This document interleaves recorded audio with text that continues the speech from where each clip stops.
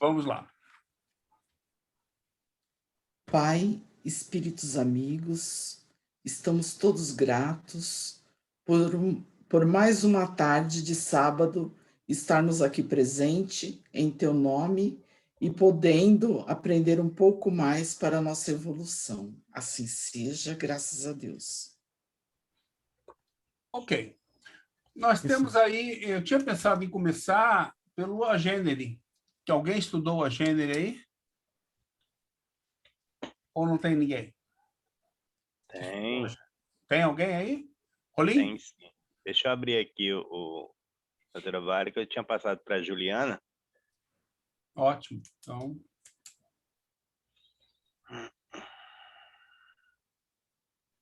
Meu, a gente ficou a Juliana, eu só o anotei o meu. Roberto, eu e o Rolim, né?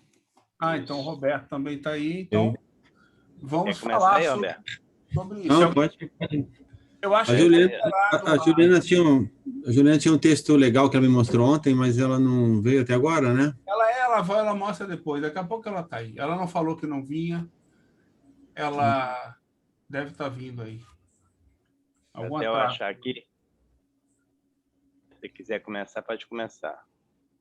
Não pode ir, porque eu. Não é muito citado, né? Tem alguma coisa ou outra, mas tem que fazer um esforcinho para encontrar. Bicorporeidade é mais estudado. Eu não sei se só é meu entendimento, que era um termo muito usado na época, né? A gênese, que você, olhando o fenômeno em si, não tinha nada a ver, né? Com as colocações que Kardec fazia, mostrava que era corporidade, transfiguração, alguma coisa assim, mas o povo usava bem esse termo. É isso. Ah, entendeu. Generalizava com o termo agênere. Tudo era gênero, Isso. então. Isso. Ah, interessante essa. Não, isso não, viu? Mas vai, continua, pode continuar. Então, Não, o agênere foi um termo criado por Kardec, na Sociedade Espírita. Antes disso, ele chegou a usar um outro termo, estereotita, alguma coisa assim, que está lá nas instruções práticas, que se referia ao mesmo ser, ao mesmo tipo de aparição tangível. Depois ele mudou para gênero, mas são termos criados na sociedade, até para diferenciar de outros tipos de aparições, as vaporosas. Mas o que ele falou é que aí o pessoal se apropriou e usava genericamente. Não, que você vai encontrar na Revista Espírita, né, várias comunicações que tem essa palavra, né, para designar o fenômeno que eles viram, mas o fenômeno é uma aparição, né? Não tem nada a ver com aquilo que a gente tem estudado. Bom, a gênero é do grego a primitivo e genomoniai, gerar, que não foi gerado. Modalidade de aparição tangível, estado de certos espíritos, contemporaneamente reveste as formas de pessoa viva ao ponto de produzir ilusão completa. Isso é do Livro dos Médiuns, capítulo 32, vocabulário espírita. Bom, a gênero na enciclopédia de Parapsicologia, Metapsíquica e Espiritismo, ele traz de seguinte forma. Em espiritismo é o estado em que o espírito toma formas visíveis, mantendo-se simplesmente ou apenas materializando-se. O espírito provoca o estado de agênere. É um termo empregado por Kardec que lhe dá seguinte etimologia, do A primitivo grego e gênio mais engendrar, que não foi engendrado. A etimologia apresentada por Kardec não se parece boa, porque a palavra escrita com R, a gênere, só poderia provir do primitivo grego e do latim generare. Teríamos, então, um hibridismo, porém muito aceitável. Talvez fosse melhor a gênese em vez de a gênere. A gênese proviria, então, do A primitivo grego e de gênese, geração. A Gênese, então, seria o feminino como masculino para a corporificação de si, o espírito corporificado, materializado. Isso está na enciclopédia e para a Psicologia, Metapsíquica e Espiritismo, de João Teixeira Paula, volume 1, terceira Mas aí não é edição. Kardec. Aí não é Kardec. Você está trazendo... Aí não é para a Kardec. psicologia. Né? São dicionário que vem trazendo isso. Mas ele traz a definição que... Essa definição é a definição que Kardec fez ou é deles? Ele traz a definição de Kardec, tá? E acrescenta o que ele entende, né? Que seria melhor colocar a Gênese, né? A Gênese. Ô, Rolim, eu acho que é legal essa introdução que você trouxe para a gente só comentar, né? Como o pessoal não entendendo o espiritismo e os preceitos de Kardec, às vezes ele se perde no conceito, né? Porque a Gênese é o início do ser humano na Terra encarnado, é o nascimento. Ele falou a gênere, né? Não, ele falou certo. Essa é uma percepção lá, ele está lendo lá. Só que no Kardec ele está falando que é uma materialização de uma pessoa que realmente não foi gerado. Né? Então, é um cara que não passou pelo processo da gênese. É ao contrário, é só para contribuir. Gerado pelo corpo físico, né? Entendeu? Como a ciência nossa, ou a enciclopédia, o pessoal que tenta analisar, eles analisam distorcidos, eles não têm a base para poder fazer a comparação. É interessante essa colocação, para a gente ver que se você pega no consenso comum, não tem nada a ver com a proposta realmente de Kardec. Né? Realmente.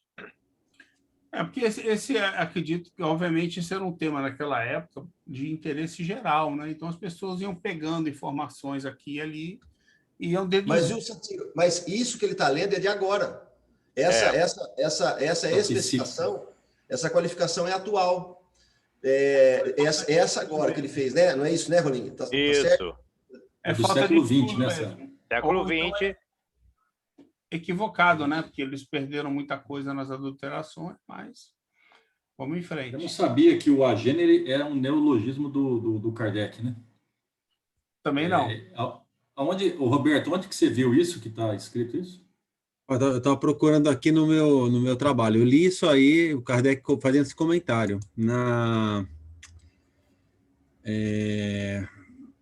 Bom, se achar aí, depois você põe para nós. Acho que fevereiro de 59, na Revista Espírita, que eu dei uma olhar aqui. É que eu fui separando, não atravessando aí o Rolim. Eu fui pegando... De 59, Roberto. Na revista de 59, Técnicas e Aspectos Teóricos de São Luís, fala. Ele faz comentário na revista, não peguei. Porque eu estava interessado nos casos, né? Eu estava mais interessado nos casos de agêneres e a explicação que o Kardec apresenta, sempre faz um comentário, né? Junto com, muitas vezes, com a contribuição dos espíritos que ele evocava e tirava as dúvidas. Então, li, eu posso dar uma procurada aqui, mas é que ele fala até que foi um termo escolhido na sociedade e tudo mais para designar esse tipo de aparição, que é de um espírito desencarnado, não é de um espírito encarnado, porque aí seria a bicorporeidade, né? Ele faz a diferenciação. E aí teria que ser um espírito desencarnado que tem todas as aparências de um ser encarnado, né? Mesmo aí entra um outro critério, mesmo que as pessoas que conversem com esse agênere saibam que se trata de um espírito, né? Porque às vezes tem a situação em que o agênere se apresenta e para todos ao redor dele é um encarnado e é um agênere. E tem a situação também que as pessoas que tratam com esse espírito sabem que se trata de um espírito, mas não deixa de ser um agênere porque ele tem as características como a tangibilidade, por exemplo, de uma pessoa encarnada, né? Então, eu fui pescando na revista Espírita, principalmente, né, esses casos em que, às vezes, ele nem trata ele vai tratar do termo do agênere no meio ali. Por exemplo, tem um que é um espírito servil, acho que é isso. É que eu fiz no começo da semana e já então, informação na mente. Espírito servil, a etimologia. Lá no final que ele vai comentar de ser um agênere. E até no começo ele fica na dúvida de se seria ou não, porque, na opinião dele, Kardec não seria, porque a família sabia que se tratava de um espírito, mas que aparecia e que se materializou em algumas ocasiões como um ser encarnado mesmo, né? Tanto até a ponto de confundir pessoas que não sabiam, né, que se tratava de um espírito. Então ele fala, então, não é. Ele fala assim, não não é uma etimologia, todo mundo sabia, né? Aí vai consultar, se eu não me engano, São Luís e vai dizer, não, é um espírito, como tal, seria um agênere, né? Mas eu vou dar uma olhadinha aqui. Assim, para apresentar, acho que vai ficar chato, porque o que eu fiz aqui tem 40 páginas. Eu vou ler tudo aqui, vai demorar um pouco. Posso deixar aí o pessoal dar uma olhada? Eu não sei. A pesquisa que eu fiz, nos textos, eu selecionei as explicações do Kardec para que considerasse aquela aparição como um agênere, e eu separei as explicações. Então, de mim, tem só a seleção, que posso ter pulado alguma coisa, ter deixado alguma coisa importante, como essa informação do termo do agênere cunhado pela sociedade. Mas as explicações são todas do Kardec, lá no diálogo com os espíritos. Então, fica mais critério da leitura. Mas quando vocês seguem aí, eu vou dar uma olhadinha, ver se eu acho essa referência. Foi em São Luís que aparece aquela categorização, não, aquela evolução, os tipos de espíritos agêneres, que aparece o vaporoso primeiro. É em São Luís ali que ele fala isso? Vou dar uma olhada. 1959, técnicas e aspectos teóricos. Ali é que aparece, Kardec. E na revista de 60, fevereiro de 60, sobre os espíritos glóbulos, que fala vai falar. Essa de 59 os agêneres é o fevereiro, né? De 59, não é isso? Qualquer aparição. 59, São Luís. Fevereiro, né? Eu poderia dizer qualquer aparição. Fevereiro. Ele vai tratar do tema dos agentes. Tem que dar uma olhadinha lá, ver se ele comenta aí nesse artigo. Que eu não abri a revista. É que a gente está um pouco fixado na última categoria, que é aqueles que são tangíveis, né? Não, os agentes são os tangíveis, não foge disso. Mas é isso que eu estou falando. Não. Se existe agênere, veja só, agênere é o espírito desencarnado que se torna não só visível, como com aspecto de tangibilidade a ponto de enganar uma outra pessoa que não saiba disso. Isso é o agênere. O resto é outras situações. Por exemplo, bicorporeidade não é agênere. Não, pera um minutinho. Eu acabei de perguntar agora. Onde é que está aquela categorização que começa em vaporoso e vai até a tangibilidade? Segue aí, eu vou dar uma olhada aqui. Assim, eu lembro aquela categorização, aqueles tipos, não são os tipos de aparições, né? Não são de agêneres, são aparições. Ali são tipos de aparições.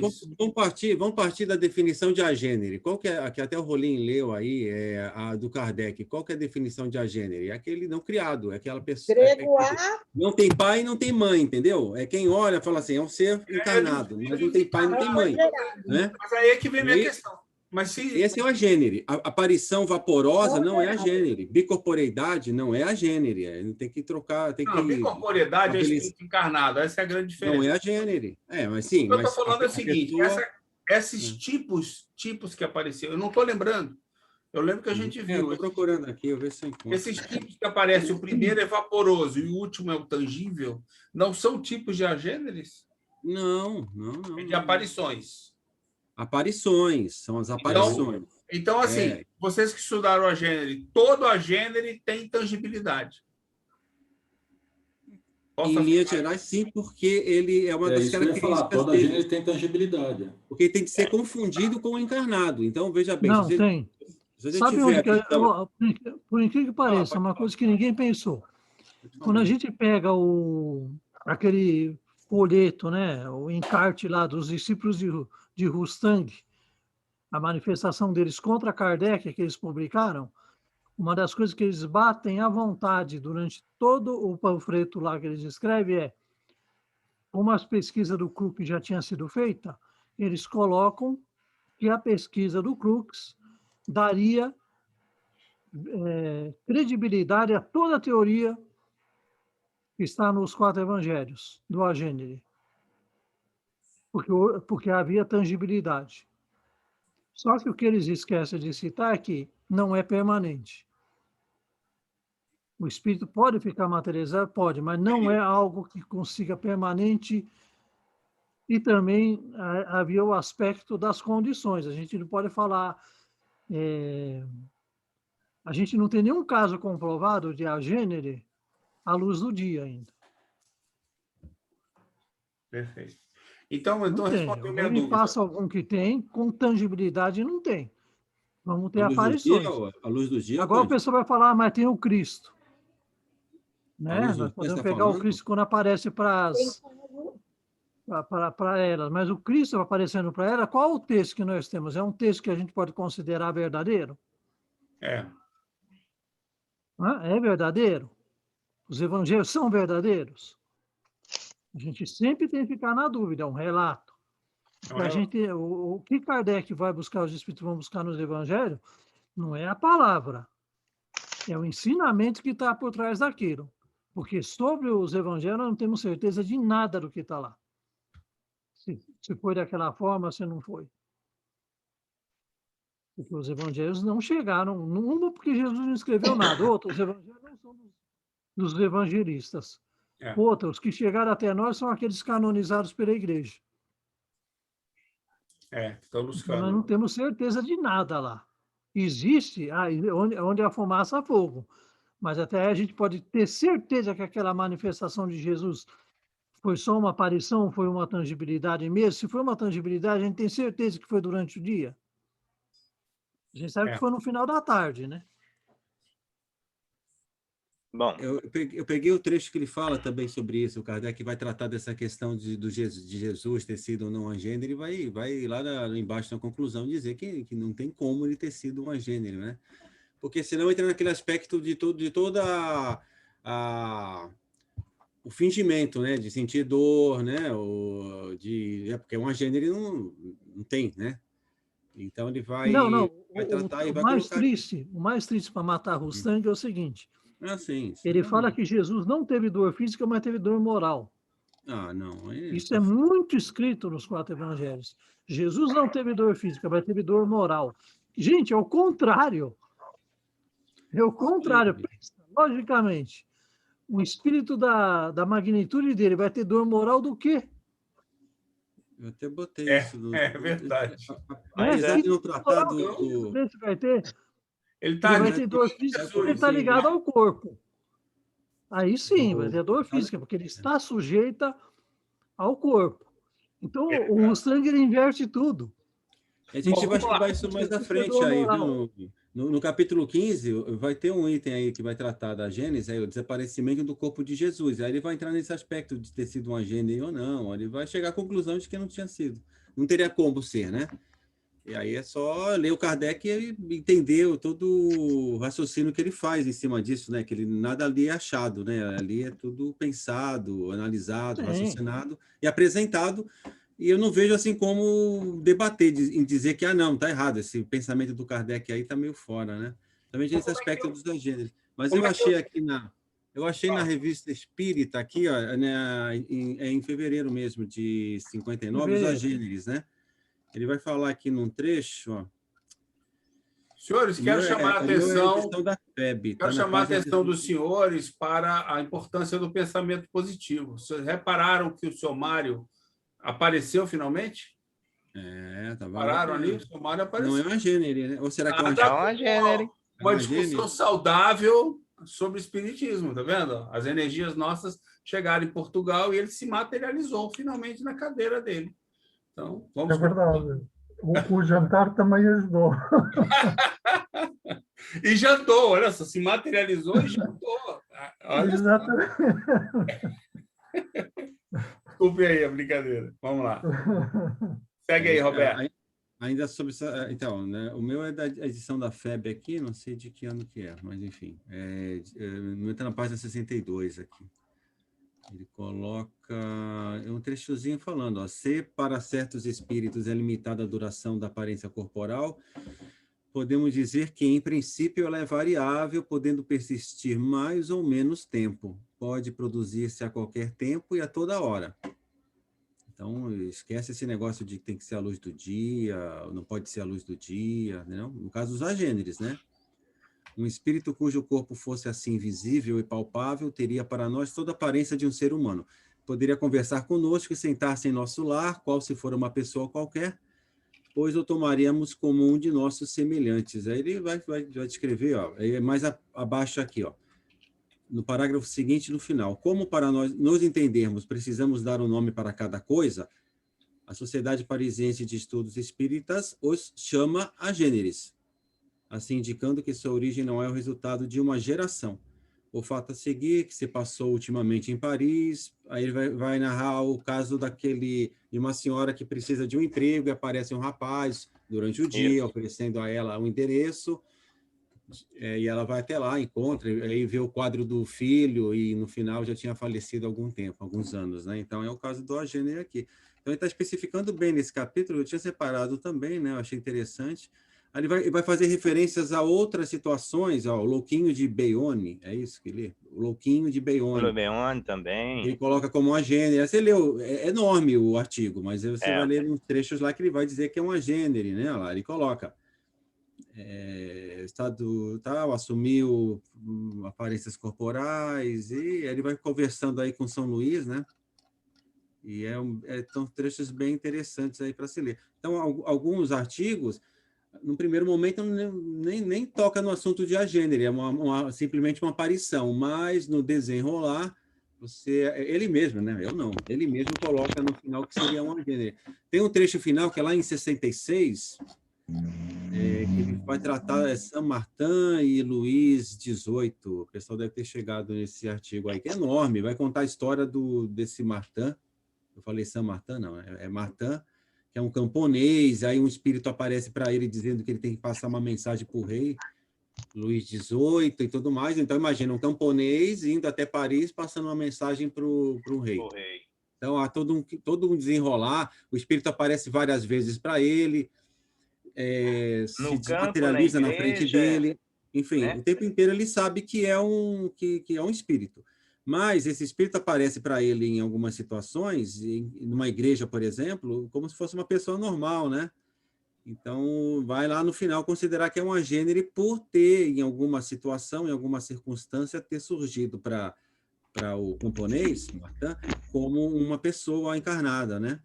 Então, a única coisa, Roberto, que não deixa aberto é que só foi ele que viu, as outras pessoas também viram?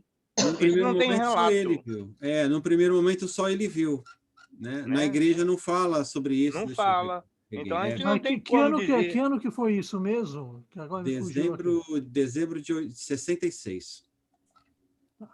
O lavrador Thomas, acho que é Thomas, que lê em francês, Thomas Martin, é isso?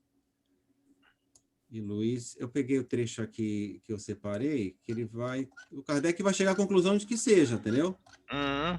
Então, eu não vou ficar bater de frente com ele, não. Eu estou só pegando o relato e passando, quer dizer, não estou nem fazendo análise, né? O que ele coloca lá como agênere, olha lá, o Kardec coloca num trecho que eu até separei, está bem aqui no meio, ó. Martin via constantemente o indivíduo que ele falava, não em sonho ou em sono estático, mas sob a aparência de um ser vivo, como o seria um agênere. Aí eu separei para posteriores análises ou comentários, né? Mas essa é a situação do agênere, né? Ele aparecer para as pessoas um ser vivo. Quando elas estão no estado normal. Roberto, só para colaborar, eu estava lendo aqui o 35 e o 36, que é o item que nós estudamos, né? É interessante isso que você está falando, porque até para fazer a ponte com o que o Satiro falou, Kardec vem trazendo, Roberto, aqui, pelo que eu entendi, essa linha de raciocínio do perispírito, ele vai colocar a aparição antes para depois explicar o agêneres.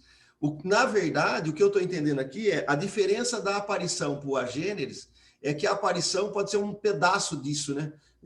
Agora, o agênere, ele tem que ser uma pessoa completa, que ela passe a nos enganar. Olha, a gente vai ter contato com ela, nós vamos conversar com ela, só que aqui também, só no item 36, é o que o Roberto falou, quando Kardec vai falar lá na frente do Jesus, esse item mata a possibilidade de Rustang, porque nunca uma gênesis poderia estar por um período muito longo conosco, né? Que é o que o Conte falou.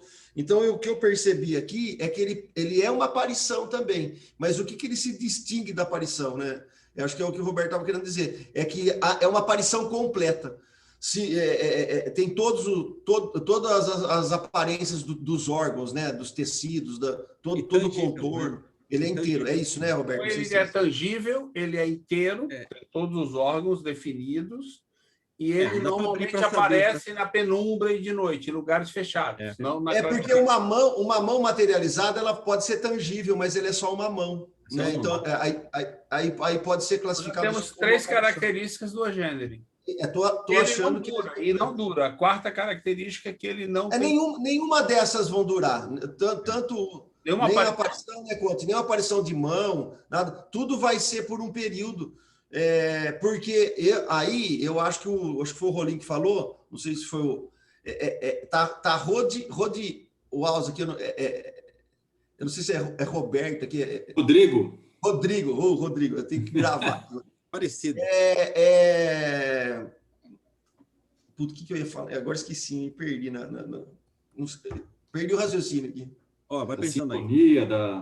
Deixa eu colocar aqui. Uma da Revista Espírita de 1960, março, é uma evocação com o Dr. Vignal. Ele é questionado a Kardec e no meio da comunicação, Kardec pergunta o seguinte: então, eis a pergunta, podeis ver-vos no espelho, né, o agênere? Não. Que vedes no espelho? O reflexo de um objeto material, né? Falando dele, tá? Não sou material, só posso produzir o reflexo pela operação que torna tangível o perispírito. Assim, um espírito que se encontra na condição de um agênere, por exemplo, poderia ver-se no espelho? Certamente. Ele é tangível. Tanto que ele pode ser tocado, né? Tangível. A tangibilidade dele é total para até pegar o reflexo do espelho. Enquanto uma aparição, ela não passa pelo espelho. Não. É um vampirinho, uma aparição. Pronto. Não, veja bem, existe aparição de duas formas que é falado no Livro dos Médiuns. Tem essa aparição que é visto só pelos olhos da alma, né, que ele fala. Isso. E a aparição que já é um efeito físico. Se impressiona os nossos olhos pelos reflexos das luzes do sol e impressiona a nossa vista. Então ela tem alguma materialidade. Se isso acontece, né, pode ser tangível. Ou não, né? Se for vaporoso, não é, mas está refletindo luz. E por estar refletindo luz, vai ser refletido no espelho. Então, isso é um efeito físico. Agora, se você está enxergando, outras pessoas não enxergam, ou uma ou duas enxergam, isso pode ser um efeito inteligente, né? Que ele coloca aqui, só posso produzir o reflexo pela operação que torna tangível o perispírito. Aí Kardec questiona que na condição de agênere, né, se ele pode ser visto no espelho, certamente. Isso. Aí eu lembrei aqui, Satiro, só para... É uma linha de raciocínio, né? Tanto a materialização, seja de uma mão, de um dedo, do que for, até o agêneres, se a gente partir do pressuposto que todos os efeitos mediúnicos, ele precisa do espírito, do encarnado e do fluido animalizado nosso, né? Dá para chegar à conclusão que não vai ter o agênere sem ter a presença ali de um médium, né? Porque é um intercâmbio mediúnico, que é um pouco da aula de quinta-feira lá que o Paulo estava falando, né? A hora que a Samira perguntou um negócio que ela não estava entendendo, ele falou assim, não, toda a comunicação, toda a ação, ela é o encarnado que promove, e nunca um agente direto do desencarnado, porque por essa lei, nunca um desencarnado atua diretamente na matéria. Para ele atuar na matéria, ele precisa de nós, encarnados. Esse é um ponto que nunca é demais frisar, né? Nunca...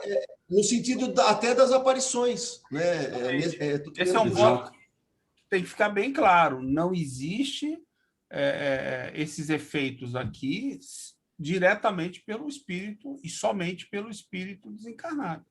Tem que haver um médium, tem que haver alguém no encarnado que está sendo...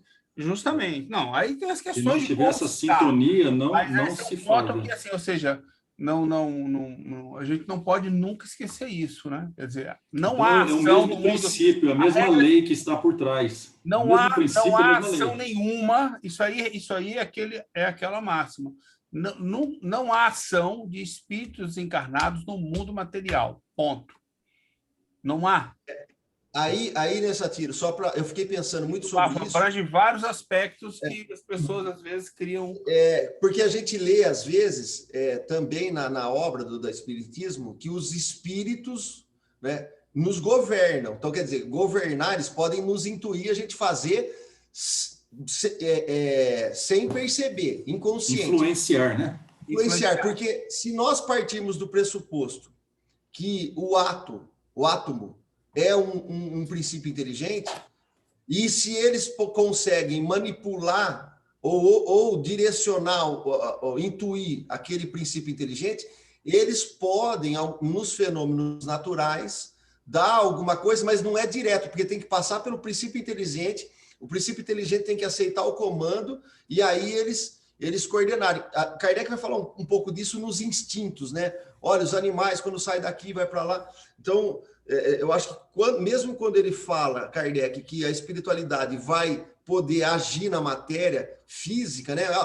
O vento... Mas ela não age diretamente, esse é o ponto. É isso que eu estou colocando, por esse raciocínio, os espíritos, eles estão atuando no princípio inteligente, e o princípio inteligente é que está fazendo o efeito físico. Eu acho que é isso, né?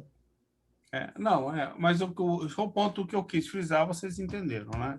Qual é o aspecto para a gente nunca esquecer. E vamos voltar aqui à conversa, que é a questão do agênere, onde a gente falava que a última colocação foi que é necessário que exista um ou mais médiums próximos para que justamente haja essa interferência no mundo material, né? Que o espírito sozinho não consegue enviar energia para cá, nem transmitir energia para cá.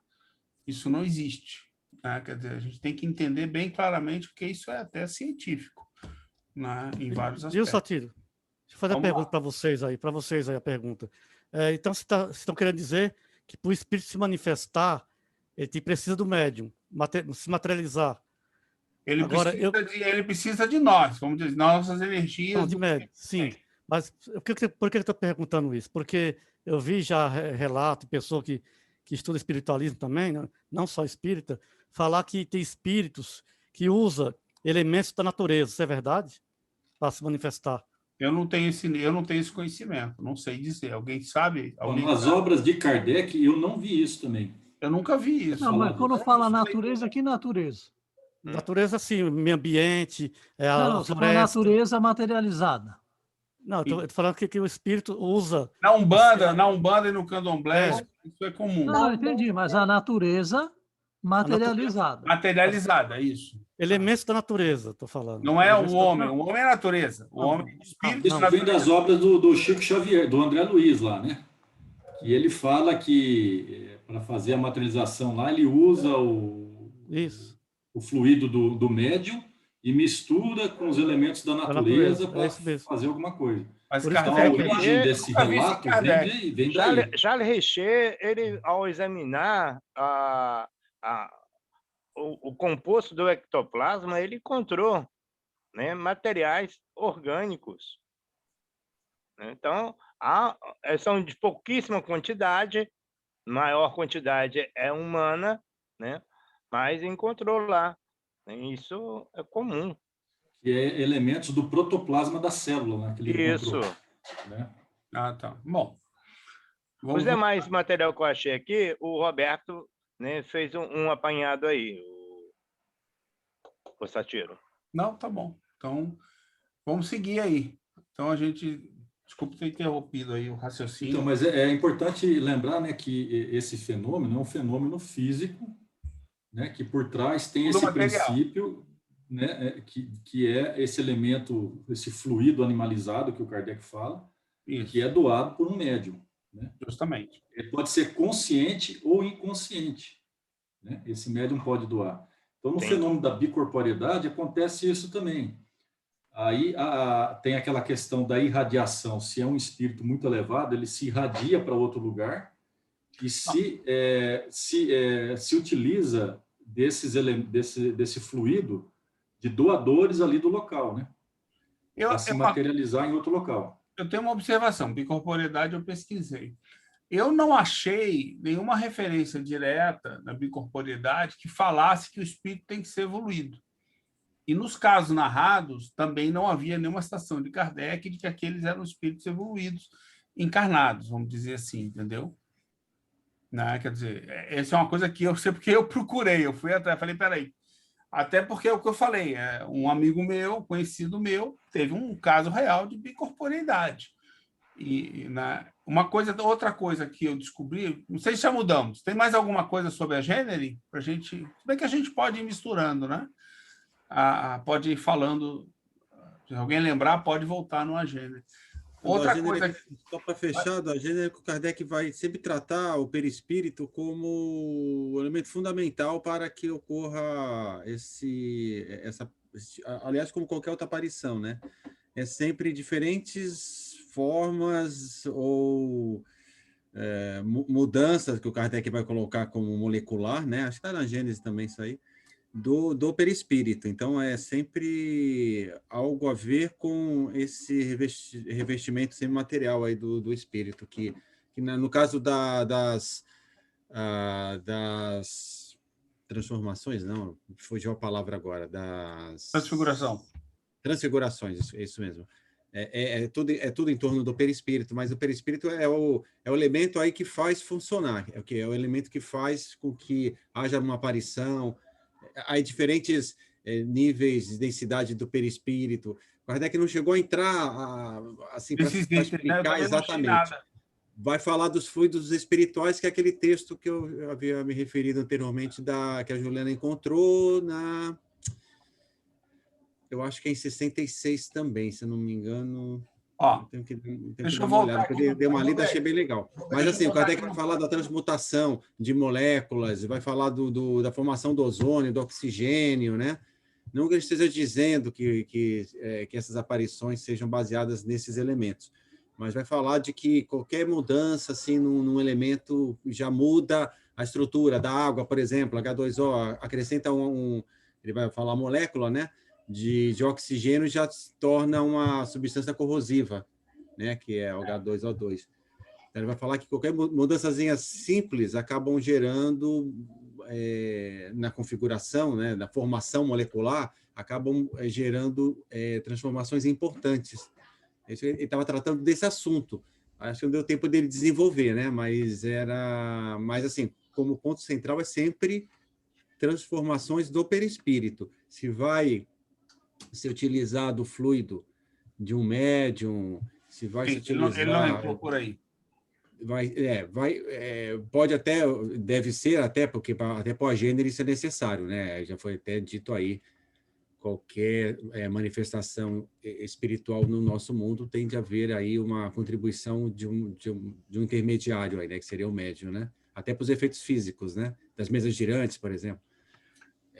Então, o ponto central seria tudo vai girar em torno do perispírito. Então, o grau de conhecimento do espírito também, o grau de elevação do espírito, vai promover somente o quê? Uma densificação maior ou menor do perispírito, um tempo maior ou menor da manifestação, né? E eu estava, assim, até uma questão para discussão aí mais à frente, né? Uma pesquisa melhor. Os espíritos sempre falam assim, não me foi permitido, né? O Kardec pergunta, você poderia fazer tal coisa, aparecer aqui agora para nós? O espírito fala, poderia, mas não me é permitido.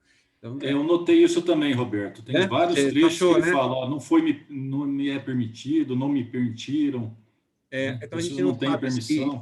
Não sabe se haveria necessidade de um médium de efeitos físicos, e em sintonia também, é outro fator importante também, a afinidade, né? Com o médium que vai fornecer o fluido, né? E eu falo fluido, né? Apesar de sabermos que deveria haver assim, uma nomenclatura mais específica. O Kardec usou fluido.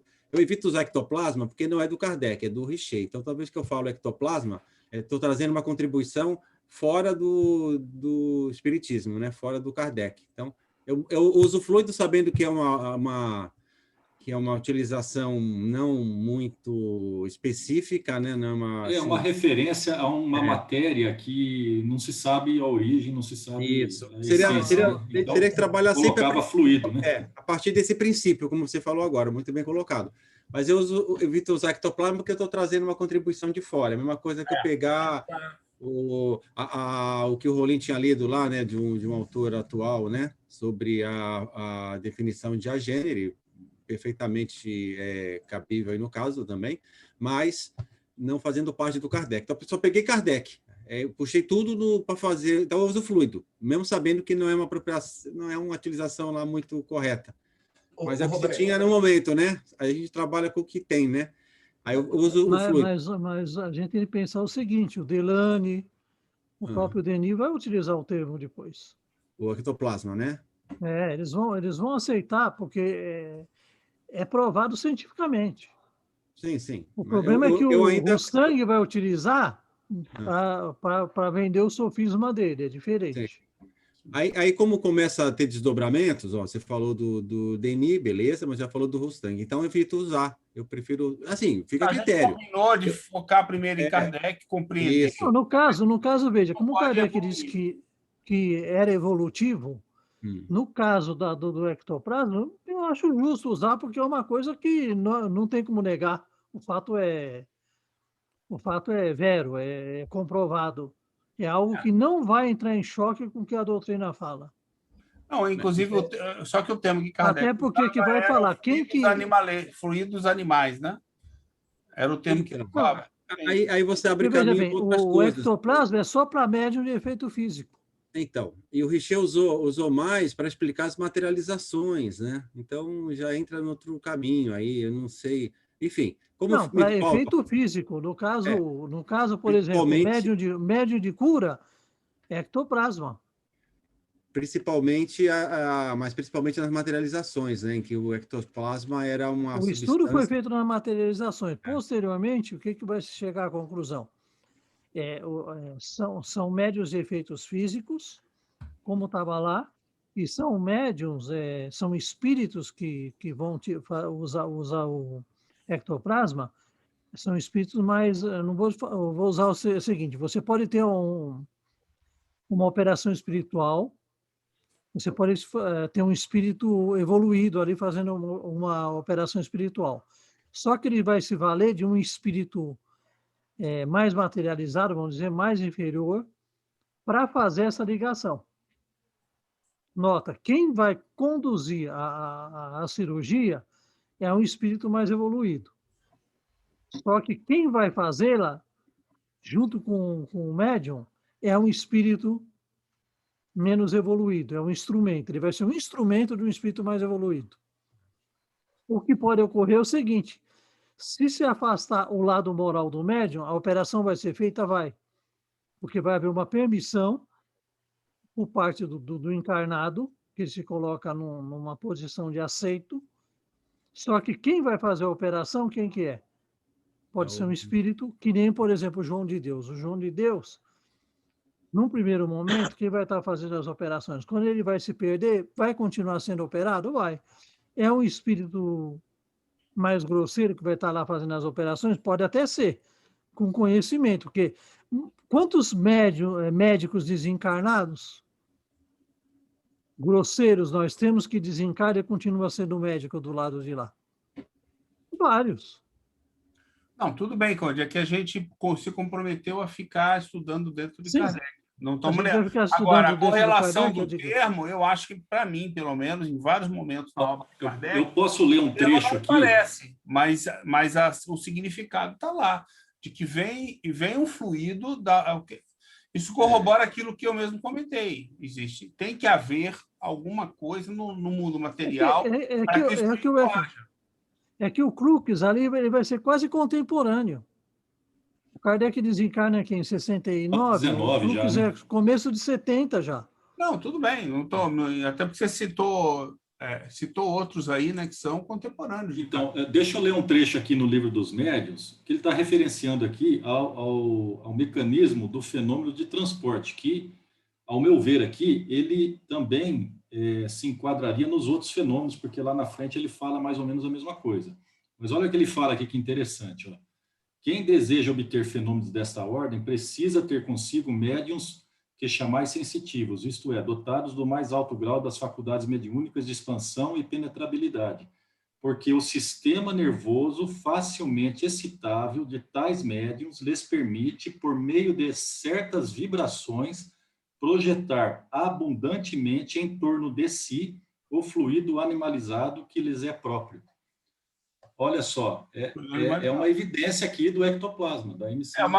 Mas só que aí vocês já estão se desviando para outro estudo. Vamos voltar, porque a gente estava falando de agênere. Mas porque isso aqui está no fundo do efeito físico, e isso daqui que nós estamos conversando, de corporeidade, aparições, agêneres, é tudo efeito físico, né? Mas eu acho que ninguém ficou com dúvida de que existe fluidos animalizados. Seja isso ectoplasma ou não.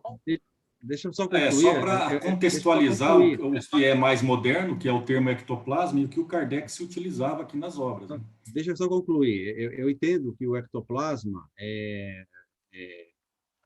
pode ser um sinônimo do fluido animalizado, que é um termo que o Kardec chegou a utilizar, né? Mas eu digo assim, podem usar ectoplasma, não tem nenhum problema, mas é comprovado cientificamente. Tem um monte de coisa comprovada cientificamente hoje que tem um nome que nós chamamos no espiritismo de outro, né? O próprio passe magnético, nós sabemos como é a operacionalidade, como é o fundamento do passe, né? Mas, enfim... eu prefiro usar fluido, como eu já expliquei. Pode-se usar ectoplasma, não tem problema. Eu vejo na utilização do termo alguns senões, né? Se outros acham que não tem nenhum problema e é plausível de usar, porque foi provado, o Richer falou e o Denis utilizou, ok, não tem problema nenhum. Eu prefiro me ater ao termo porque o que acontece? Em discussões amigáveis, né, com outras pessoas que trazem dúvidas, elas começam a trazer elementos posteriores até o Richer, né? De outros pesquisadores, e acabam confrontando com o que a gente estuda no Kardec. Então, e aí eu fico no Kardec, né? Olha, é legal, foi comprovado, beleza. O Bolzano fez experiências incríveis lá, experimentos, observações muito boas, né? Até sobre a telepatia, até dos animais, né? Ótimo. Mas se eu vou ficar abrindo muito o leque, mesmo que seja o mínimo, eu não posso depois dizer de alguém que foi um pouco mais à frente na utilização de um termo que não era do Kardec. Então, só estou explicando. Que pode usar? Pode, ótimo, beleza. Mas tem que ficar antecipando a explicação de que, olha, não é do Kardec. Eles ficam falando de ectoplasma, nós sabemos que não é do Kardec. Mas... Muita gente não sabe.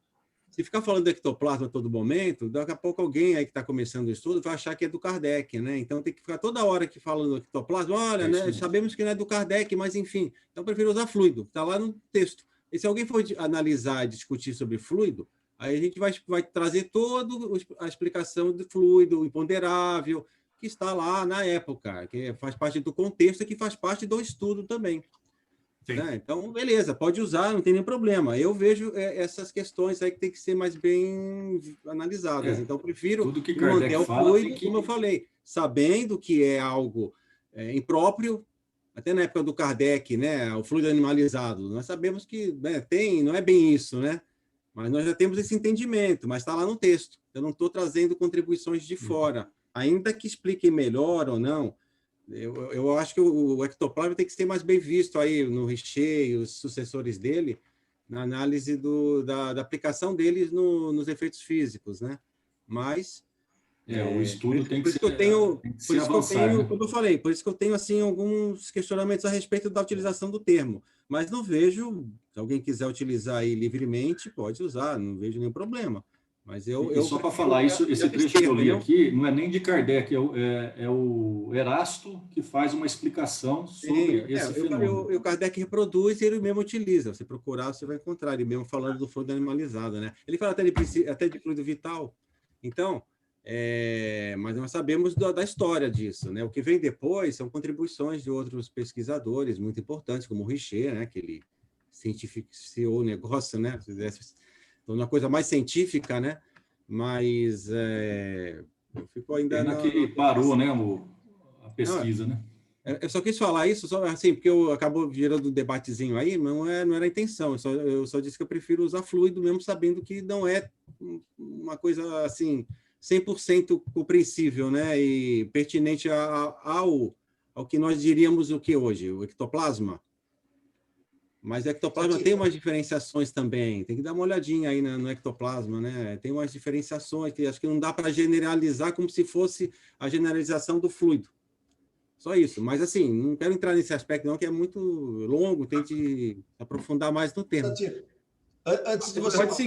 Pode seguir, por favor. Eu só quis fazer essa parte aí por causa do uso do ectoplasma. Antes de você mudar de tema, só uma observação. Que você... tocou aí, nós não vamos encontrar, e aí eu estou provocando porque para a gente pesquisar junto, mas também nós não vamos encontrar o agêneres como uma qualificação de um espírito elevado. E isso é muito importante, por quê? Porque vai destruir não só a proposta de Rustang, mas toda a proposta da mitologia para trás. Porque um ser não gerado na Grécia, tudo, era um ser que era uma divindade. E todo embasamento teológico, você só reencarna como você erra. Então, você foi criado perfeito. E essa parte do agênesis, trazendo isso, Kardec rompe com tudo o que tinha de estrutura que trazia para uma condição de um ser superior. Então, se nós formos pegar, o Conte vai comentar aí, né? Mas, se nós formos pegar que os efeitos são produzidos principalmente por espíritos mais materializados, não significa, porque os mais evoluídos não vão, não que eles não possam fazer, mas eles não vão, isso dá muito desgaste para ele. Então, a Kardec até faz uma referência, fala, olha, como nós utilizamos de um operário braçal que tem mais músculo, mais potencialidade para pegar uma coisa mais pesada, a espiritualidade também, na mesma análise, faz essa mesma parte. Então, eu acho importante trazer isso, porque isso rompe com toda a estrutura até então. Né? E não faz assim, olha, se aparecer um agênesis, vamos ter que falar amém Jesus, porque é um espírito super evoluído. Cuidado, que nós vamos poder cair num engodo aí. Né? Também porque o Kardec aqui na entrevista com os espíritos, ele pergunta sobre os agênesis e a resposta é sempre de que não são espíritos muito elevados. Aliás, não são espíritos elevados, né? E aí, Roberto, explica essa parte aí que vocês comentaram. Eu não posso falar. Tem uma hora que o Kardec questiona São Luís. Olha, por que... E o São Luís, ele se intromete lá na frente, ele fala assim, olha, não é que eles não podem falar. Muitas das vezes, eles não sabem como se processa. Eles fazem, mas eles não têm conhecimento. Já denota que são espíritos que estão numa faixa evolutiva que não é tão evoluída. Aqueles que detêm, eles não sabem como se opera. Eles sabem fazer o processo. Então, muitas vezes, falam assim, o entendimento deles fala que falar. É uma permissão. Na verdade, não é bem isso. O São Luís, ele fala assim, olha, tem hora que não é permitido mesmo. Não estou generalizando, mas muitas das coisas, eles não sabem como se processa. Então, eles falam que não... Eles usam esse artifício aí, subterfúgio. Ele vai falar aqui... Arthur, o que você colocou agora é genial por um motivo. E nem eles perceberam. Quando ocorrem essas materializações aí, do espírito de Cat King e outros, o que vai acontecer? Ao contrário de endossar a tese russanguista, vai justamente colocá-la no chão, porque o que acontece? São espíritos comuns. Quando Jesus, na teoria do Rustang, era um espírito que não poderia ter um corpo, porque ele sempre foi perfeito. Ele evoluiu em linha reta no plano espiritual. Então, ele nunca se materializou. E os espíritos que se materializaram pelo fenômeno do ectoplasma, com Crookes e os demais, o que são? São espíritos simples. Aqui, deixa já eu só... tiveram encarnações aqui. Eu vou que desmente complementar... totalmente a tese russanguista. Eles se apoiam nela, mas eles se apoiam naquilo que interessa. Isso aí está derrubado já, aqui, ó. Sim, mas está para nós. Nos agêneres, aqui o... Ô, Roberto, tem centro espírita ainda que faz o evangelho dos 4 evangelhos do sangue. Aí é falta de estudo, né? Aí é outro aspecto. Só para falar que não está derrubado, a coisa está andando. Não. Tem congresso, gente. Até para tem congresso. Eu já assisti um, nossa, mas vamos lá. Assisti um não, né? Passei por cima, né? Que não deu para ficar muito tempo. Mas ainda nesse trecho aqui do Kardec, aqui na Revista Espírita deixa eu voltar aqui, dos agêneres, de fevereiro de 59, ele vai entrevistar o São Luís e vai fazer perguntas assim genéricas, com a licença do termo, né? A respeito dos agêneres, né? Ele vai colocar aqui, deixa eu ver, quando ele começa a perguntar, que eu tinha separado. Pedimos ao Espírito São Luís, eu vou ler rapidamente, porque a gente está tomando muito tempo, né, nesse assunto aqui. Pedimos ao Espírito São Luís que nos esclarecesse sobre esses diferentes pontos, dignando-se responder às nossas perguntas. Mas vamos lá.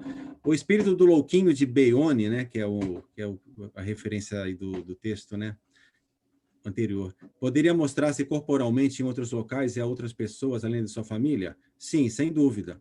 Isto depende de sua vontade? Aí a resposta, não exatamente. O poder dos espíritos é limitado, só fazem o que lhe é permitido fazer, aquilo que eu tinha comentado. Não entra nesse aspecto. Permitido como? Falta um médium com a mesma afinidade? Tem um espírito lá determinando o que pode ser feito ou não? Né? Acho que não é bem isso. Deve ser uma explicação mais natural, voltada mesmo para um aspecto até científico, né? Não tão moral, mas vamos lá. O que aconteceria se ele se apresentasse a uma pessoa desconhecida? Teria sido tomado por uma criança comum. Dir-vos-ei, porém, uma coisa. Por vezes existem na Terra espíritos que revestiram essa aparência e que são tomados por homens. Ok. Esses seres pertencem à classe dos espíritos inferiores ou superiores? Podem pertencer às duas, são fatos raros. Deles tendes exemplos na Bíblia. Raros ou não, basta a sua possibilidade para merecer a nossa atenção. Kardec falando. Mas o que aconteceria? É raro? Eu não entendi o que é raro. Fatos raros, os agêneres, né? Tá. Essa manifestação na forma de agênere. Aí ele está dizendo, vai perguntar o que aconteceria se sofresse um ferimento, um agênere, desapareceria subitamente, como faz referência a um outro artigo. Eles têm paixões? Sim. Como espíritos têm as paixões dos espíritos, conforme sua inferioridade. Algumas vezes tomam um corpo aparente para fruir as paixões humanas. Se são elevados, é com um fim útil que o fazem. Aí podem procriar? Não, Deus não permitiria. Seria contrário às leis que estabeleceu na Terra. Aí eu entro nesse aspecto da não permissão que alguns espíritos falam. Leis naturais. Não um espírito lá determinando o que pode ser feito ou não, né? Leis naturais. E elas não podem ser derrogadas. O que mais aqui? Vai falar outra coisa mais à frente. Eu queria mostrar quando falou sobre... tem um espírito... Deixa eu ver aqui. Podem igualmente tomar essa aparência corporal com fim útil. Falei de maneira geral. Aqui. Qual o objetivo que pode levar certos espíritos a tomar esse estado corporal? É antes o mal do que o bem? A resposta, frequentemente o mal. Os espíritos bons têm a seu favor a inspiração. Agem pela alma e pelo coração. Como sabeis, as manifestações físicas são produzidas por espíritos inferiores, que até o Conde estava comentando da cirurgia espiritual, né? E aquelas são desse número. Entretanto, como disse, os espíritos bons podem igualmente tomar essa aparência com um fim útil. Falei de maneira geral, né? Mas, assim, eles têm um poder oculto superior? aos dos demais homens, só tem o poder que lhes faculta a sua posição como espírito. Aí vai. Aí vai falar da tangibilidade, né? Então, na parte de Jesus, que o Kardec vai colocar, que está até nesse livro aqui da Gênesis, dá para ler lá no capítulo 15, que é o próximo, ele vai tratar dessa questão até também do tempo, né? E que Jesus não poderia se prestar a esse papel de agênere, porque, via de regra, é para fenômenos físicos, né? Então, não seria compatível com a natureza de Jesus, né? E sem falar do tempo que ele ficou. Apesar de sabermos que o agênere, o Kardec coloca aí um outro segmento, o tempo dessa manifestação vai depender também da elevação moral do espírito, mas, ok, sabemos que Jesus era, né, em relação a nós, muito, muito, muito. Mas não caberia por outros aspectos, o tempo da manifestação, né? Eu não sei se o Rusteng vai fazer essa referência, pelo tempo que Jesus ficou. Acho que ele acaba não abordando esse tema, ele acaba abordando só a elevação moral de Jesus, né? E aí a teoria dele de que não poderia reencarnar na Terra porque não era um espírito que já havia decaído. Mas há outros caminhos para chegar, como São Luís coloca aí, e também o fato do comportamento de Jesus, do fato do agênere não comer, não poder ser ferido, né? Como já foi ali. Então, Jesus, simulando a dor lá do chicote, ele estaria fazendo um fingimento, né? Então, não caberia nesse aspecto, né? Ou então ele sendo amamentado como bebê, né? O leite, aí tem toda uma explicação para onde o leite ia, né? Enfim, só para fechar esse aspecto aí dos agentes, mas é bem legal esse estudo, porque nos proporciona relembrar muita coisa que nós já lemos lá no passado, ou não, né? E que vale a pena depois ver com esse outro ponto de vista, né? Um adendo que me veio à cabeça é aquela história da idolatria sobre os médiuns dos centros espíritas, né? Como tem uma certa relação aonde esse canal obrigatoriamente seriam pessoas elevadas, de espíritos mais elevados, melhores, ou coisa parecida. E isso a gente vê está na base do espiritismo. Isso não existe, né? Quer dizer, de várias maneiras isso é dito, inclusive sobre o aspecto da capacidade física que é atribuída aos médiuns e que ela não é um dom, não é um privilégio, né? Muito ao contrário, a gente já sabe disso, né? Muito ao contrário. Mas apesar disso, existe um dogma de que os médiuns são aqueles caras que, entendeu, que são melhores do que a gente, têm privilégios, seja lá por que for o motivo. Eu estava lendo contra o grupo lá os livros dos Espíritos ontem, dos convulsionários, né? E tem no livro dos Espíritos aí. Mas questão 480, nessa faixa aí das questões. E algumas curas foram operadas, né? Então, o Kardec perguntando para o São Vicente de Paulo, perguntando, mas houve curas, né? Apesar de que as pessoas lá se feriam, né? Houve até crucificações, né?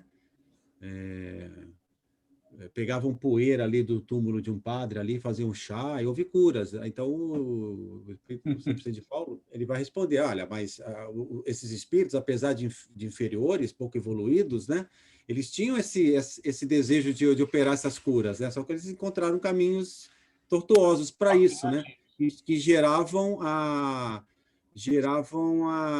impressão para quem via, uma má impressão. Então, ele vai falar, nunca uma má impressão virá de um bom espírito. Toda vez que uma manifestação causar um choque, causar até um temor, né? Algo assim, né?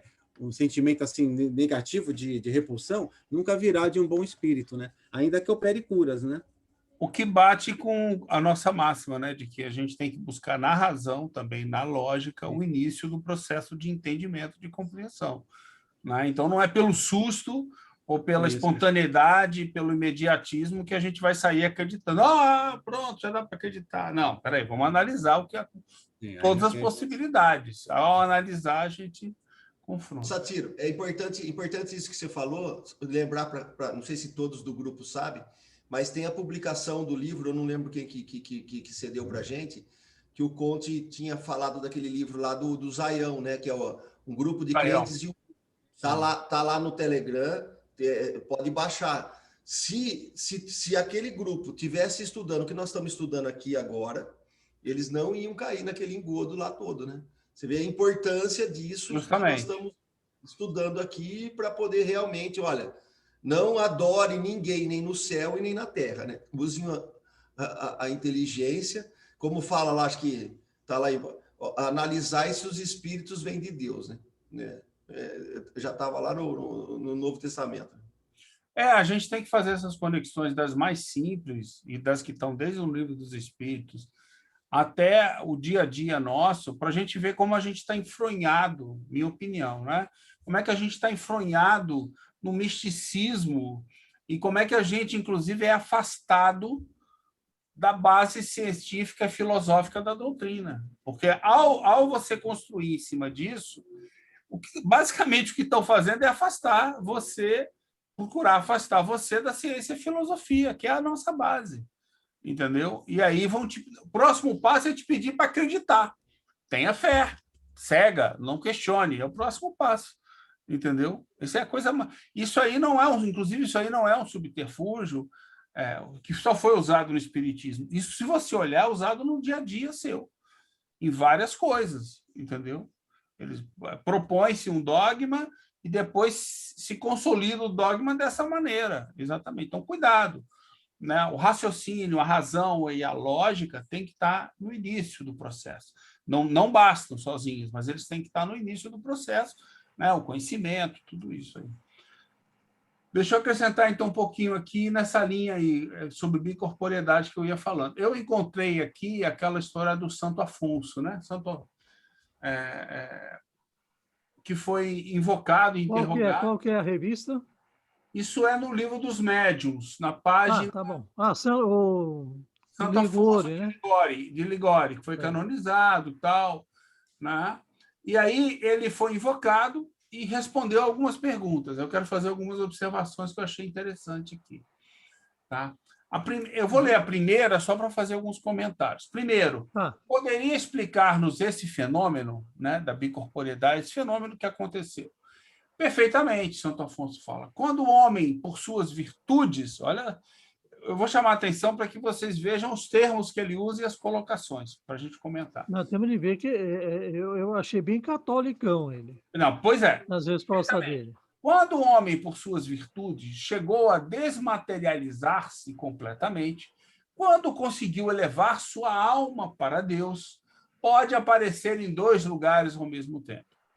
Eis como o espírito encarnado, ao sentir que lhe vem o sono, pode pedir a Deus que seja, olha só, permitido transportar-se a um lugar qualquer. Seu espírito ou sua alma, como quiseres, abandona então o corpo, acompanhado de uma parte do seu perispírito, né? E deixa a matéria imunda num estado próximo ao da morte. Digo próximo do da morte porque no corpo ficou um laço que liga o perispírito e a alma à matéria. Laço este que não pode ser definido. O corpo aparece, então, no lugar desejado. Creio ser isto o que queres saber. Olha a última frase. Ou seja, cuidado. Aí, na seguinte, essa é a pergunta que eu queria comentar com vocês. Percebam que, em cima, me parece um espírito que não domina todo o conhecimento e, sobretudo, ele juntou conceitos aí, como o Conde falou, religiosos, católicos, literalmente, com o conceito do perispírito, da conexão. Ele fez um embaralhado. Por ele ser católico, né? Ele ser um padre católico, ele misturou. Então o que eu estou dizendo é qual é esse. Eu acho, me parece que esse não é um espírito superior, logo ele não domina tudo. Aí a segunda pergunta é a única citação que eu encontrei sobre o tema, que é assim: isso não nos dá a explicação da visibilidade e da tangibilidade do espírito? Aí a resposta dele: achando-se desprendido da matéria, conforme ao grau de sua elevação, é a única hora que eu acho isso, pode o espírito tornar-se tangível à matéria. Ele atrela o grau, é o único lugar que eu achei, ele atrela o grau de elevação com a tangibilidade. Só que aí até onde isso é um fato por si só completo, entendeu? É porque ele está pensando, a pergunta aí é sobre bicorporeidade, né? Não é sobre... Bicorporeidade, é bicorporeidade. Não é sobre materialização. Não é sobre materialização. O curioso é o seguinte, ele usa o termo matéria suja. Não, ele usa... Eu acho que ele usa várias qualificações aqui. Sim, eu acho que nós temos que ver uma coisa. Ele, apesar dele ser um espírito que tem uma vivência muito grande dentro do meio religioso católico, que a gente depreende disso aí, né? Ele vai utilizar a linguagem que ele conhece. Por outro lado, é um espírito... Ele casa conceitos por outro lado, é um espírito que tem uma evolução do ponto de vista moral que dá para deixar transparecer inegável. O que falta para ele é um conhecimento de termos mais científicos, porque ele vai sempre se usar daquilo que ele tem conhecimento, que é as vidas religiosas que ele teve. Então, ele vai usar os termos muito próximos do catolicismo. Mas nota que é um espírito que tem uma conduta, porque tem aquele que vive dentro da igreja, mas é condicionado a viver. Ele não vive a igreja, ele só vive a aparência. Esse não, ele vive, a gente nota pelo linguajar dele, pelo jeito que ele se coloca, que ele viveu realmente aquilo, acreditando naquilo. Eu trouxe essa consideração e trouxe esse trecho, porque é o único lugar... Não tem um momento que ele vai falar assim, se não achou que foi merecida a santificação dele, e ele coloca, foi? Deixa eu ver, eu não lembro aqui. Eu marquei, tem um trecho que ele fala isso. Eu marquei... Foi merecida a canonização dele. Fala da questão que eu fiquei em dúvida, do sono no corpo. E daí eu achei plausível, por todos os casos que eu verifiquei, não dá para você ter certeza, né? Porque ninguém destacou esse aspecto específico. Mas que ele fala que, pelo menos, ao final, né, a alma pode dividir-se quando se sinta atraída para um lugar diferente daquele onde se acha seu corpo. Pode acontecer que o corpo não se ache adormecido, se bem seja isso muito raro, ele coloca. Mas, em todo caso, não se encontrará num estado perfeitamente normal. Será sempre um estado mais ou menos estático, né? Ou seja, e até mesmo no caso que eu conheço, é uma dúvida que eu tiro. Só precisa ver essa tradução aí depois, porque eles falam... Não, eu vou chamar a atenção no seguinte, ele está falando assim, que a alma pode ser dividida. Esse negócio de alma pode ser dividida, eu acho que essa tradução está errada, porque Kardec fala que a alma é indivisível. Mas o que eu estou falando é justamente isso. Eu não questionei sobre essa nota. A alma não se divide, não se divide. Ele botou a nota ali. Tem uma nota no final, logo depois. A alma não se divide no sentido literal do termo. Irradia-se para diversos lados e pode assim manifestar. Ou seja, é isso que eu, enquanto estamos falando aqui, na consideração que eu fiz. Até onde vai? Por um lado, ele pode ter esses termos para poder se manifestar. Por outro lado, eu não sei dizer. Ele pode ter um grau de evolução que ainda não é o mais superior. Tá? Então, assim, até onde ele está sendo preciso. Ele é usado por Kardec. Só uma observação para a gente ver. Eu estava fazendo uma análise aqui. Se nós pegarmos o prolegômero, que é o do Livro dos Espíritos, tá? Nós vamos ver um espírito lá assinando, que é o Emanuel Swedenborg. Se você pegar... Eu tenho 3 livros do Emanuel Swedenborg, que são de 100 anos antes, 1700 e alguma coisa, que ele escreve. A teoria dele não bate com a teoria dos espíritos. E olha que ele assina como lá no prolegômero. Nós temos São Luís. Então, o que eu estou querendo chamar a atenção é o seguinte: o pessoal que participou dessa revelação, de toda essa instrução, e de todos, não são 100% evoluídos. Isso. Embora tenham sobre a égide de espíritos de envergadura, eles estão participando. Tem uma comunicação do Kardec invoca o Emanuel Swedenborg, acho que em 59, se eu não me engano, ou 59, se eu não me engano, ou 62, agora eu não lembro, eu vou pegar e depois eu ponho no grupo. Ele confessa, olha, não, a minha filosofia, ela tem erros, ela não tem... Depois lá em 62, ele vai trazer algumas observações muito plausíveis. Então, é mais ou menos, se a gente pegar as mensagens de Dr. Bezerra encarnado, e depois umas mensagens do Dr. Bezerra com Emmanuel, com Chico Xavier, se você comparar uma e outra, parece que são duas pessoas completamente diferentes. Então, a evolução, né, isso nós temos que ter, por isso do que você falou, olha, cuidado para não endeusar, porque isso eu não estou denegrindo a capacidade deles de apoio, mas eu estou trazendo uma realidade que esses espíritos, não é porque eles assinaram o prolegômetro, quer dizer, que eles já são semideuses, que eles já atingiram toda a envergadura e todo o conhecimento científico, tecnológico e moral, né? Então, precisamos ler a obra aí com um pouquinho de cuidado, porque senão, é o que o Conde sempre fala, né? A gente está criando um monte de deuses dentro do espiritismo, né? Não, é assim, a mesma coisa que eu saí endeusando meu amigo, né, que é o presidente do centro aqui, porque ele teve um fenômeno de bicorporeidade, entendeu? O que eu quero perguntar para ele é isso. Vem cá, você lembra se você por um momento ficou vagando lá no jardim, tipo assim, sentado no banco que ele estava, e você talvez tenha ficado no estado estático? É uma pergunta que eu quero fazer diretamente para ele. Mas provavelmente sim, né? Você vê, ele estava lá em Chapecó, num banco, no jardim, isolado, sozinho, e apareceu no mesmo horário no centro aqui. E todo mundo viu, entendeu? Eu achava que ele tinha voltado de viagem. Assim, então, aí bate com os relatos que a gente lê, aonde não dá para a gente deduzir, mas Kardec não toca no ponto, entendeu? De que as pessoas que teriam produzido a bicorporeidade, que bate com a questão do agênero, vocês acabaram de falar, seriam espíritos superiores. Não existe isso.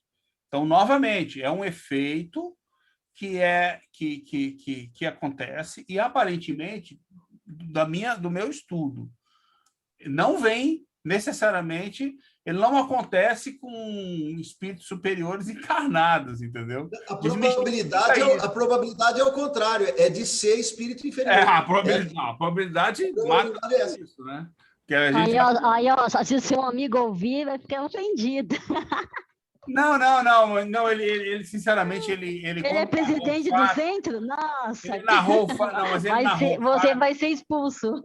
Não, ele narrou o fato quando a gente estudou esse item, entendeu? E ele narrou dentro do estudo e de forma bem reservada, assim, entendeu? Então, tanto que eu não sabia disso. Então, assim, não percebi nele essa intenção de se endeusar ou coisa parecida.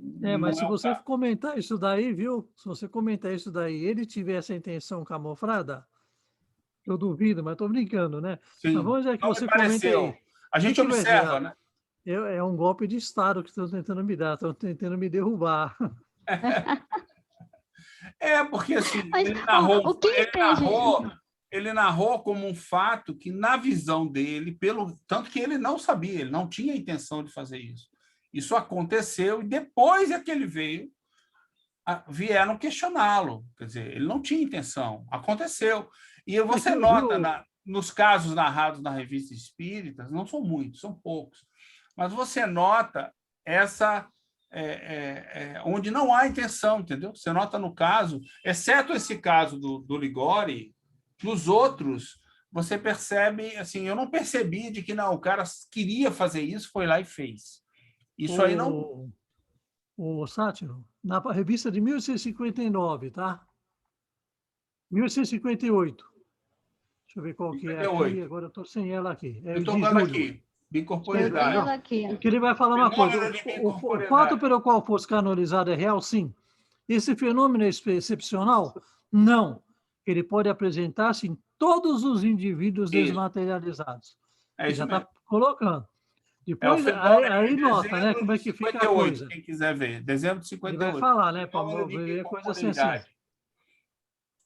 É isso mesmo. É bem isso mesmo. Aí. Ele vai falar tudo. 59. Todos os indivíduos desmaterializados? Ele vai falar isso. Todos os indivíduos desmaterializados. Pode ocorrer. Existe gênero, né? Não, isso é o espírito do Ligori que está falando. Partindo do pressuposto que nós estamos numa terra de prova e expiação, e que a aí massa, vai perguntar para... Dá uma espiada. Olha como é que é... Não, mas olha como é que é estranho. Que depois pergunta, era motivo justo para vos canonizarem? Aí ele vai responder, sim, pois que por minha virtude eu me havia elevado para Deus. Sem isso eu não teria podido transportar-me simultaneamente para 2 lugares diferentes. É como se ele estivesse entrando em contradição. É bem isso mesmo. Eu fiquei com essa percepção. Eu li várias vezes no começo da semana esse material. Aí eu tentei entender isso. Falei, peraí, mas se eu vou partir para assumir que ele é um espírito superior e que o que ele está falando é exato, aí o que eu parti para perceber é o seguinte: o Kardec ele coloca o fato para você analisar como válido, e é válido. Mas ele, como a gente falou várias vezes aqui, ele não aprofunda certos aspectos no momento que ele coloca. Eu fui ler para ver, será que mais à frente ele fala, o Kardec, e entra e apresenta algum conceito? Ele não apresenta. Ele deixa o fato entregue para você. Olha, o fato é esse. Complemente o fato. O Kardec... Vamos continuar estudando, entendeu? Então, o Kardec vai colocar, mas não vai dar uma conclusão, não vai fechar o assunto. Ele só vai colocando as coisas para serem estudadas. Esse é um ponto importante, quer dizer, porque assim, quando eu comecei a ler, eu automaticamente fui atrás de Kardec, né? Eu estava em Kardec. Falei, pô, mas o que Kardec falou sobre isso? Ele não fala. Aí eu comecei a me lembrar disso que o Conde acabou de falar. Cuidado, porque às vezes ele apresenta o fato, existe algum ponto ali que dá para a gente tirar conhecimento, mas ele não está completo o fato. Nem ele conseguiu naquele momento. Então, agora nota como é que é. Você vê, no mesmo questionário que ele faz para o espírito, se vai um cara mais religioso, vai ler isso, daí vai pegar, se atentar à resposta que ele dá. É um espírito superior que foi canonizado. Mas ele não percebe que ele vai falar todo espírito desmaterializado. É bem isso mesmo.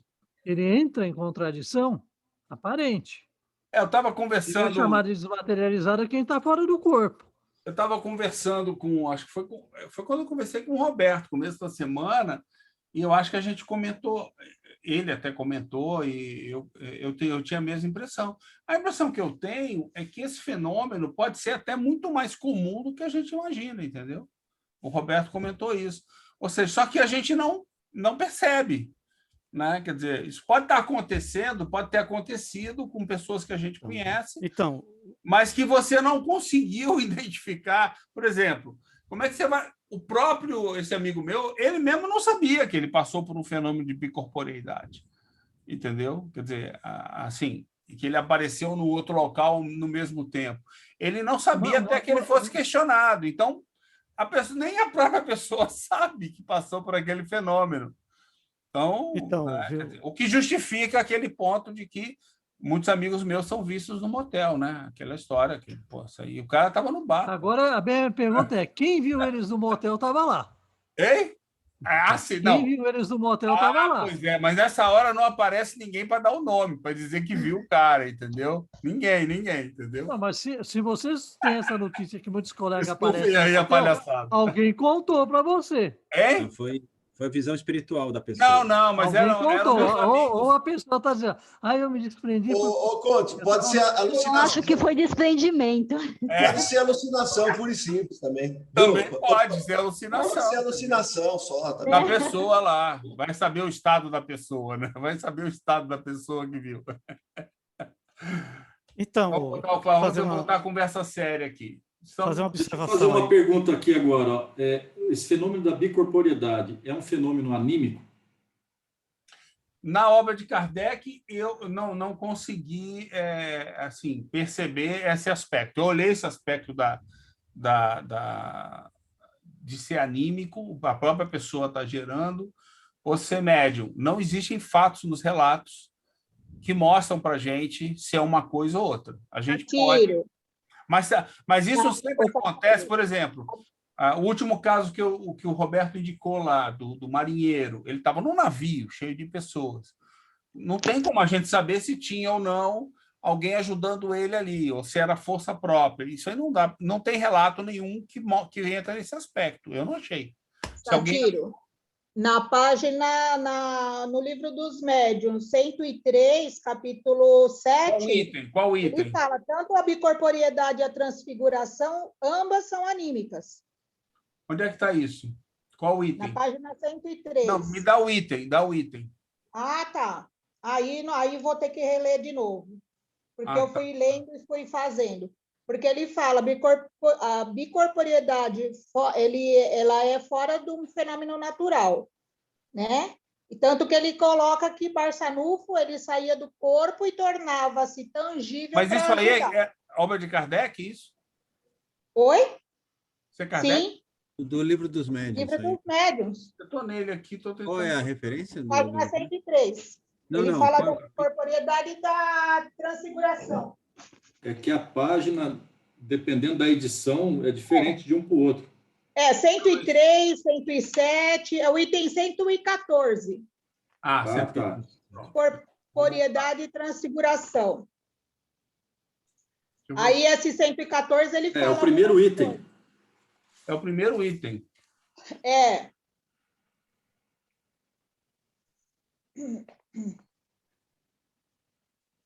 Ele fala tanto aí, depois ele vai lá no 119 também, no item 119.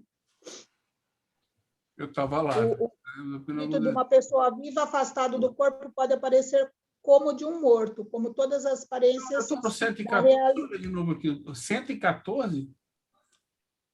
O item 114 e o item 119, do capítulo 7. Espera um minutinho. Eu estou lendo aqui, espera aí. Estou lendo acabando.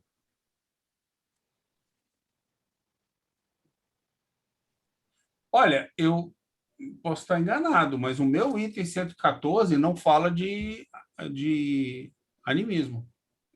Nem tem o termo. Mas ele dá a entender, né?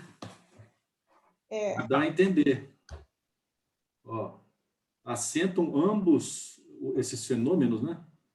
No princípio de que tudo o que ficou dito das propriedades do perispírito após a morte se aplica ao perispírito dos vivos, ou seja, é a própria pessoa. Sabemos que durante mas ele não está dizendo o a própria readquire parte da sua liberdade, mas ele não isola-se do corpo. Mas ele não está dizendo, mas isso aí você não pode fazer essa... Ele não tem dados suficientes aqui para eu atribuir se é mediúnico ou anímico. Porque é pelo perispírito que tudo acontece. Então, só porque aí você é pelo perispírito... Satiro, só para ajudar a linha de raciocínio.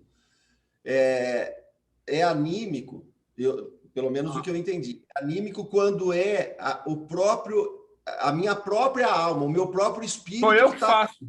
Manifestando.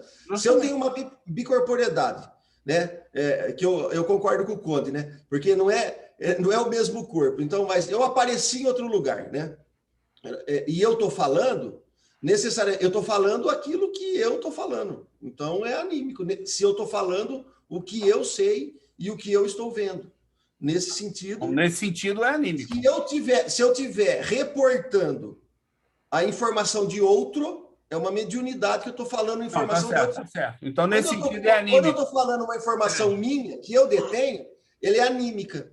Quando eu estou reportando, por isso que mistura. Porque um processo mediúnico também pode ser anímico. Eu posso estar escrevendo coisa, não tem ninguém ali falando, eu mesmo que estou escrevendo.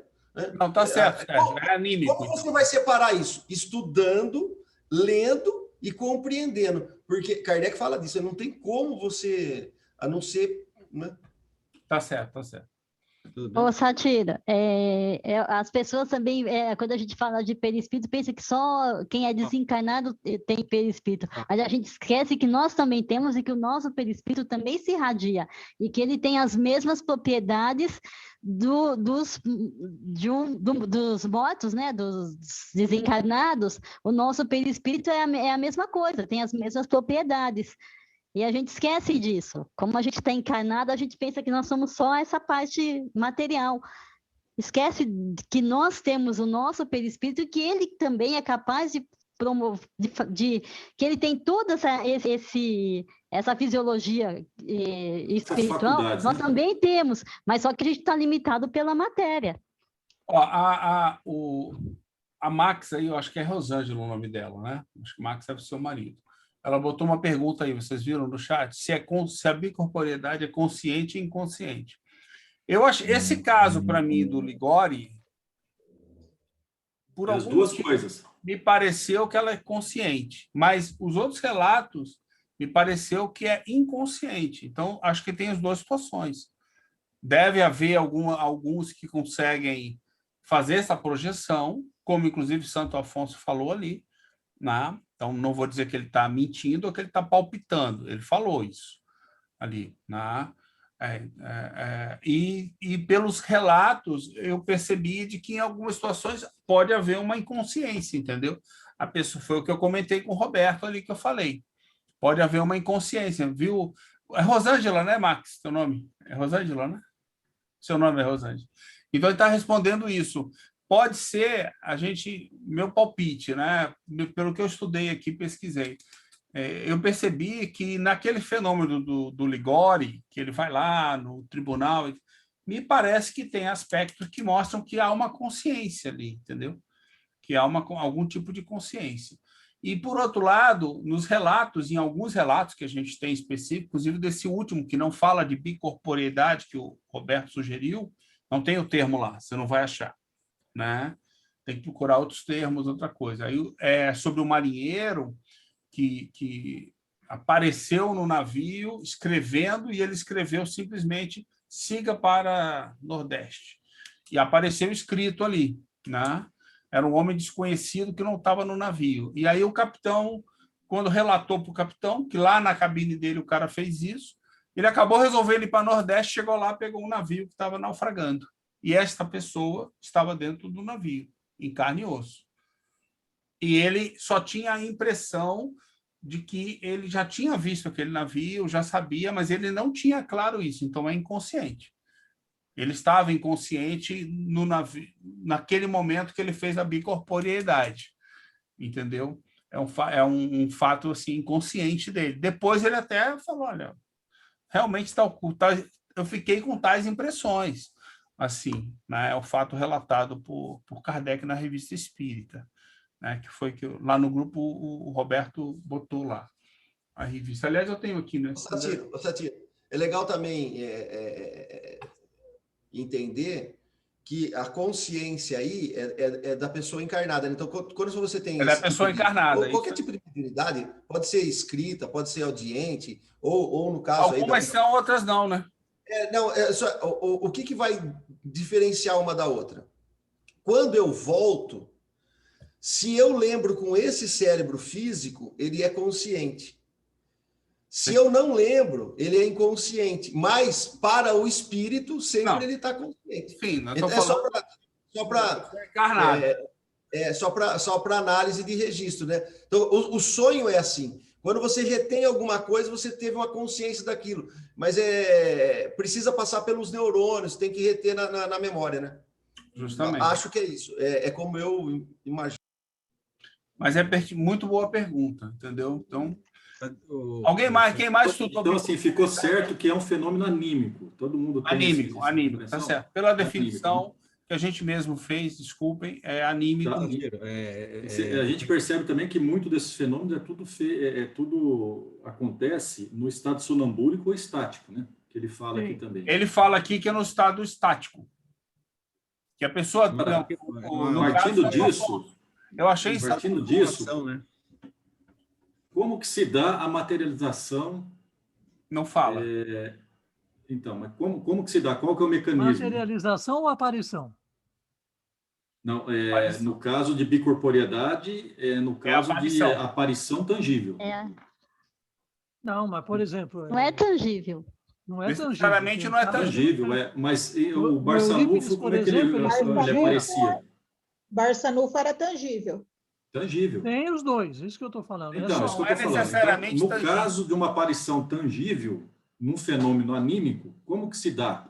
Da mesma forma que os anteriores, as outras aparições, daí é o próprio espírito que vai buscar Não.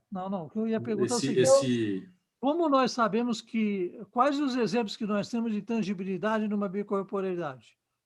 Esse do marinheiro foi. Ele escreveu numa lousa o caminho a ser tomado. O Barçanufo... O Barçanufo fazia parto? Fazia, pois é. Desculpa, aí eu não saí de Kardec, eu fiquei em Kardec. Ele só não é uma gênero. Não, em Kardec mesmo, só o do marinheiro. Pessoa viva, né? Eu acho que é o do marinheiro que me vem à cabeça, que é o mais... que ele escreveu, ele deixou o recado que o capitão pôde ler lá.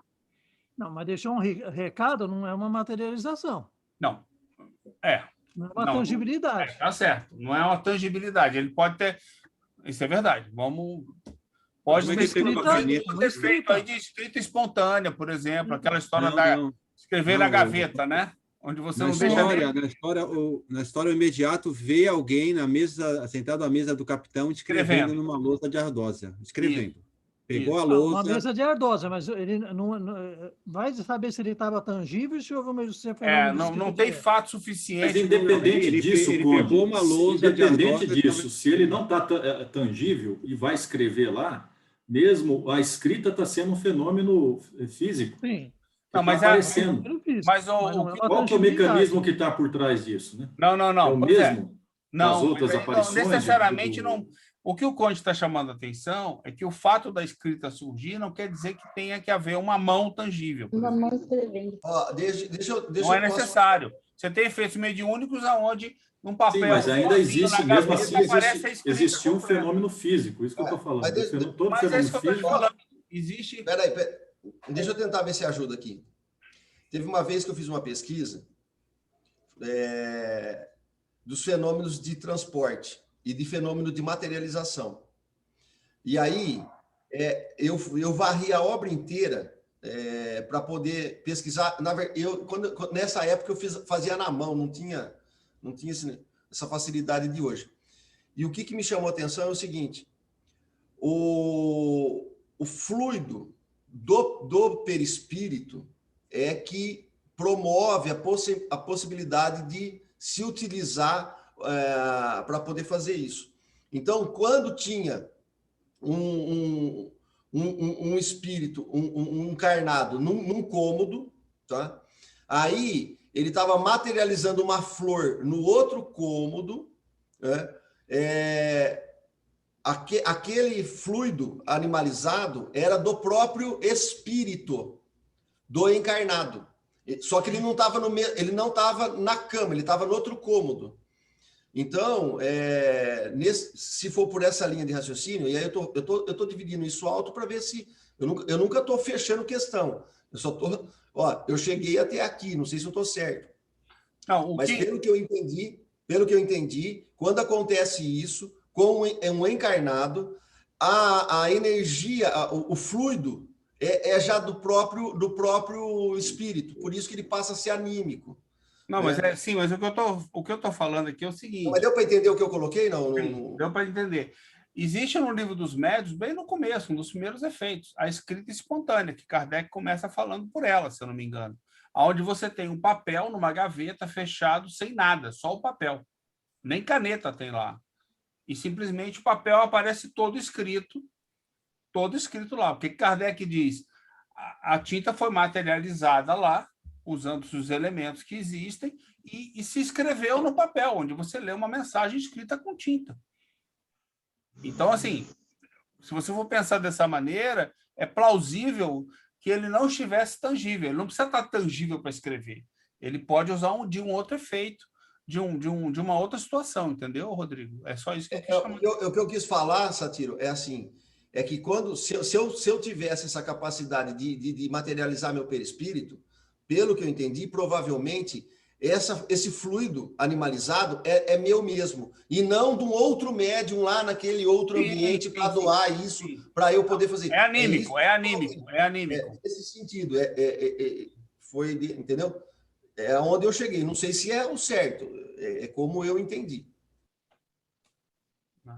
Satiro, já deu o tempo, né? O Rodrigo está tentando fazer telepatia com a gente. Peraí. O Rodrigo está tentando fazer telepatia. Se não abrir o Deu microfone, 6 horas, o microfone fechou. Se não abrir o microfone, a gente não tem essa capacidade da telepatia. Então, você tem que ser mais bondoso conosco. Desculpa aí, gente. Eu concordo ali com o Arthur também, nisso que ele falou, que pode ser da própria pessoa ali, um fenômeno anímico, ele mesmo produzindo esse fluido. Não precisa ser Mas também pode ser, né, que ele se utilize de algum doador inconsciente no ambiente. Mas foi o que eu falei. Conjectura. Foi o que eu falei. Você não tem... Né? No relato não há dados que comprovem um fato ou outro. Só isso que eu relatei. São todas possibilidades, né? Racionais, assim, que a gente pega extrapolando, né? Isso. Então, dos assim, outros fatos, mas é tudo hipótese, né? Então, assim, volta no aspecto do perispírito, que é possível a gente volta para o aspecto do perispírito, que é possível por um ato que nós não conhecemos ainda, se densificar a ponto de se tornar tangível, no caso do agênere, por exemplo, que é um espírito desencarnado, por que não imaginar que numa situação de bicorporeidade, o espírito que se projeta seu perispírito, né, até um outro local, não possa, de alguma forma também, ainda que inconsciente, com certeza inconsciente, se materializar, se densificar o seu perispírito a ponto de se tornar tangível por alguns momentos e conseguir efetuar lá uma escrita numa lousa de ardósia. Eu acho esse pensamento muito mais plausível do que ficar imaginando conjectura. Não, pegou fluido de outro médium que estava próximo, conseguiu fazer a pneumatografia. Tudo hipótese.